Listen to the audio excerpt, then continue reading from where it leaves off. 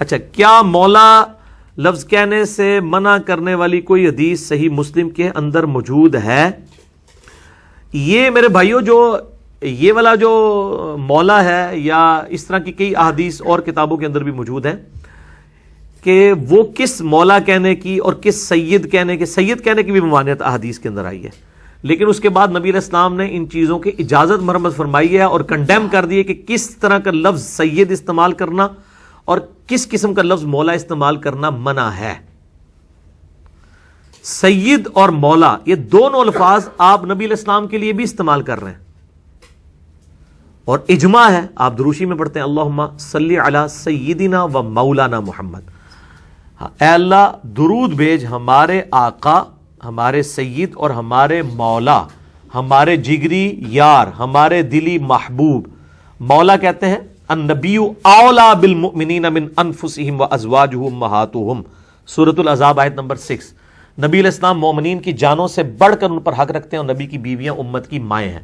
اولا مولا، اسی طریقے سے سورہ التحریم کی آیت نمبر 4 میں آیا نا، ان اللہ ہوا مولاہ وجبریل وصالح المؤمنین، اعوذ باللہ من الشیطان الرجیم، بسم اللہ الرحمن الرحیم، فإن اللہ ہوا مولاہ وجبریل وصالح المؤمنین، بے شک اللہ کا مولا ہے جبریل، اللہ کا جو اللہ مولا ہے نبی علیہ السلام کا، اور جبریل علیہ السلام بھی اور صالح مومنین بھی، والملائکۃ بعد ذلک ظہیر، اور اس کے بعد فرشتے بھی نبی علیہ السلام کے مددگار ہیں، یعنی ظاہری اسباب کے اندر، غائب میں پکارنے کے لیے نہیں۔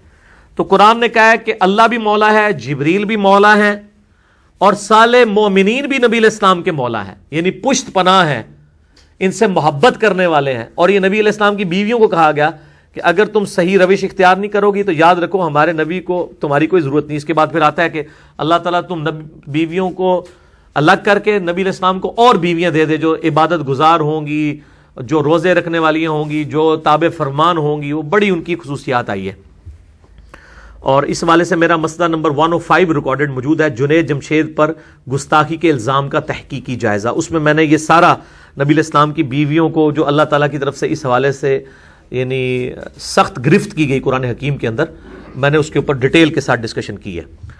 تو قرآن پاک میں کہا گیا مولا ہے، اور اس کی ایکسپلینیشن نبی علیہ السلام نے خود کر دی ہے۔ جامعہ ترمذی میں حدیث ہے، سنن نسائی الکبریٰ کے اندر حدیث موجود ہے، مسند احمد کے اندر حدیث موجود ہے، اور اس کے علاوہ کئی کتابوں میں یہ صحیح سند کے ساتھ حدیث ہے کہ نبی علیہ السلام نے غدیر خم پہ مولا علی علیہ السلام کا ہاتھ پکڑ کے صحابہ کے سامنے بلند کر کے کہا تھا من کنت مولاہ فہذا علی مولاہ، جس کا مولا میں اس کا مولا علی، یعنی جو مجھ سے جگری محبت رکھتا ہے وہ نبی حضرت علی سے بھی جگری محبت رکھے۔ اور اس وقت آپ علیہ السلام نے یہ پھر آیت بھی پڑھی النبی اولا بالمؤمنین من انفسہم وازواجہ امہاتہم۔ غدیر خم کی حدیث پہ میرا ڈیٹیل لیکچر ہے، آپ یوٹیوب پہ لکھیں غدیر خم کی حدیث، لاکھوں لوگ دیکھ چکے ہیں، 8 طرق میں نے اہل سنت کی کتابوں سے بیان کیے ہیں۔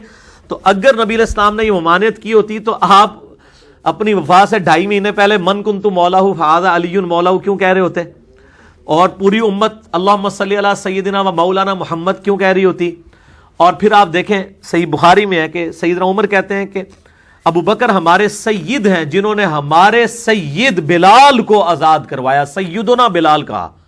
ایک عرب کے سردار نے ایک حبشی کو، غلام کو کہا سیدنا بلال، اسلام کی برکت ہے نا۔ تو یہ مولا اور سید کے لفظ ان معنوں میں بالکل درست ہے، باقی مشکل کشا کے معنوں میں وہ قرآن میں آ گیا انت مولانا فانصرنا علی القوم الکافرین، مشکل کشا والے معنوں میں صرف اللہ ہی ہے، وہ دعا صرف اللہ ہی سے میرا لیکچر ہے۔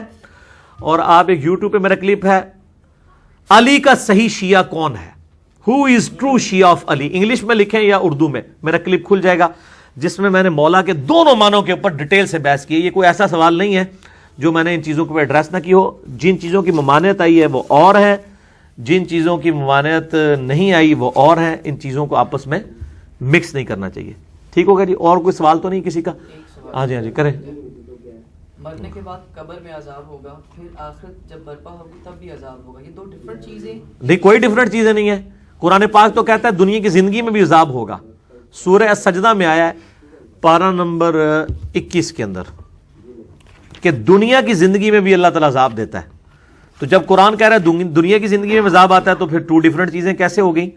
وہ اس لیے کہ میں نے مسئلہ نمبر 117 اے اور بی ریکارڈ کرایا ہے. 117 اے میں میں نے 10 آیات سے ثابت کیا ہے کہ قرآن کی روشنی میں عذاب کے 4 قسطیں ہیں دنیا میں، نمبر 1، نمبر 2 موت کے وقت، نمبر 3 قبر میں، اور نمبر 4 آخرت میں. اب یہ دیکھیں، اعوذ باللہ من الشیطان الرجیم، آیت نمبر 21 سورہ سجدہ، پارہ نمبر 21، وَلَنُذِيقَنَّهُم مِّنَ الْعَذَابِ الْأَدْنَىٰ دُونَ الْعَذَابِ الْأَكْبَرِ، ہم ضرور چکھائیں گے اس دنیا میں چھوٹا عذاب اس بڑے دن کے عذاب سے پہلے، لعلہم یرجعون، تاکہ لوگ ہماری طرف لوٹ آئیں. تو دنیا میں جو تکلیفیں ہیں نا، ان کو بھی اللہ عذاب کہتا ہے نا. دیکھیں نا، ایک بندے سے بیٹا چھین لیا تو عذاب ہے نا اس کے اوپر، اللہ کی طرف سے تکلیف آئی ہے نا. عذاب کوئی نٹوریس ورڈ نہیں ہے. ہم سمجھتے ہیں عذاب کا مطلب ہے کہ کوئی عذاب ہو گیا کسی کے اوپر، نہیں. سفر کو احادیث کے اندر عذاب کا ٹکڑا کہا گیا. عذاب سے مراد تکلیف دہ چیز. کسی کو لا علاج بیماری لگ جانا، یہ بھی عذاب کی ایک شکل ہے، ٹھیک ہے جی.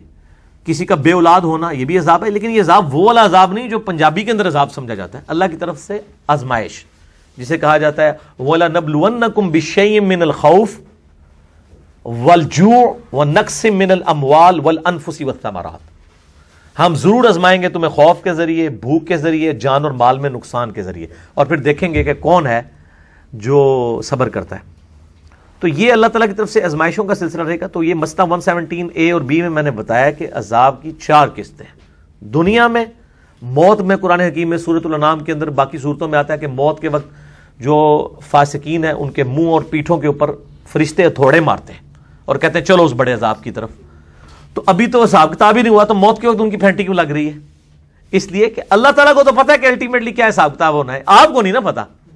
اللہ نے تو پہلے حساب کر لیا ہوا ہے کہ اس بندے کا کیا معاملہ ہے. تو اللہ تعالیٰ کے اوپر کوئی ظلم لازم نہیں آتا اگر وہ دنیا میں یا موت کے وقت یا قبر میں یا آخرت میں عذاب دیتا ہے. حساب کتاب ہوا ہے یا نہیں ہوا، یہ حساب کتاب آپ کا ٹوٹل پورا کرنے کے لیے. ادروائز اللہ تعالیٰ کو حساب کتاب اس نے کیا ہوا ہے، آپ کو ٹینشن لینے کی، اللہ کے حساب کی ٹینشن ہمیں لینے کی ضرورت نہیں ہے. اس کو پتا میں نے کس کو کس وقت عذاب دینا. آپ کو کوئی سوال تو نہیں ہے جی؟ جی جی کریں. سوریہ میں نے نوٹ کیا تھا کہ رکوع سے اٹھنے کے بعد جب ہاتھ باندھتے ہیں تو اس کا میں نے پتا کرنا تھا کہ کوئی اس میں حدیث ہے کہ نہیں، کوئی نہیں ہے جی. میں نے تو جی ہاں جی، رکوع کے بعد ہاتھ باندھنے کے اوپر میرا یوٹیوب کے اوپر ایک کلپ ہے، سنی اور شیعہ کی نماز ایک ہے، لاکھوں لوگ دیکھ چکے ہیں. اس میں نے بتایا کہ سعودیہ میں جو محدث اعظم تھے سعودیہ کے، شیخ ناصر الدین البانی، انہوں نے کتاب لکھی ہے صفت الصلاۃ النبی صلی اللہ علیہ وآلہ وسلم. شیخ البانی کا نام سنا ہے نا؟ اس میں انہوں نے لکھا ہے کہ رکوع کے بعد ہاتھ باندھنا یہ عرب کے علماء نے بدعت جاری کر دی ہے. امت کا عملی تواتر اور اجماع ہے. حنفی، شافعی، مالکی، حنبلی چاروں، اور اہل حدیث بھی، اور ایون شیعہ بھی، سب رکوع کے بعد ہاتھ چھوڑتے ہیں. ٹھیک ہے نا جی؟ تو یہ رکوع کا بعد ہاتھ باندھنا، میں نے علماء عرب کی 3 غلطیاں ہائی لائٹ کی ہیں. مثلا نمبر 70 بی میں رفع الیدین سے متعلق فرقہ وارانہ نظریات کا تحقیقی جائزہ. ایک، رکوع کے بعد ہاتھ باندھنا. دوسرا، وہ سجدے میں جاتے وقت پہلے گھٹنے لگاتے ہیں بعد میں ہاتھ لگاتے ہیں. اور تیسرا، جلسہ استراحت انہوں نے چھوڑ دیا، جس کا صحیح بخاری میں حکم ہے، 6251 نمبر حدیث ہے کہ دوسرا سجدہ کر کے بھی بیٹھ کے اٹھنا چاہیے. امام کعبہ ڈائریکٹ اٹھ جاتا ہے. یہ آلریڈی 3 غلطیاں ان کی نماز میں نے ہائی لائٹ کی ہوئی ہیں. رکوع کے بعد ہاتھ باندھنے والے مسئلے پہ بھی میرا کلپ ریکارڈڈ ہے. تو میں نے ڈیٹیل کے ساتھ میں نے پھر 8 پوائنٹس بتائے ہیں مسئلہ 70 اے میں. مکمل نماز محمدی صحیح الاسناد احادیث کی روشنی میں صلی اللہ علیہ وآلہ وسلم 8 میں نے پوائنٹ سے ثابت کیا ہے بخاری، مسلم، ابو داؤد اور نسائی کی حدیث سے کہ رکوع کے بعد ہاتھ چھوڑنے کے اوپر اجماع اور عملی تواتر ہے. تو یہ ان کا بالکل موقف باطل ہے. ٹھیک ہوگا جی؟ میرا خیال ہے سوال کافی ہیں، باقی انشاءاللہ اگلی دفعہ ڈسکشن کریں گے. اللہ تعالیٰ سے دعا ہے جو حق بات میں نے کی اللہ تعالیٰ ہمارے دلوں میں راسخ فرمائے. اگر جذبات میں میرے منہ سے کوئی غلط بات نکل گئی اللہ تعالیٰ ہمارے دلوں سے معاف کر دے. ہمیں کتاب و سنت کی تعلیمات پر عمل کر کے دوسرے بھائیوں تک پہنچانے کی توفیق عطا فرمائے. سبحانک اللہم و بحمدک، اشہد ان لا الہ الا انت، استغفرک و اتوب الیک، وما علینا الا البلاغ المبین. جزاکم اللہ خیرا.